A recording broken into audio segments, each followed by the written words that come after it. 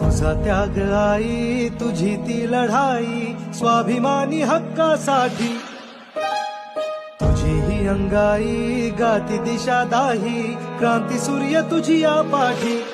तुझे ललास बार नाही थांबली, झुगारुनी रूढी पुढेच चालली. समानतेचा ध्यास घेतला उरी, सुधारण्या समाज भिडेकली. ज्ञान ज्योती तुझ्यामुळे, तुलाच जीवन समर्पिले.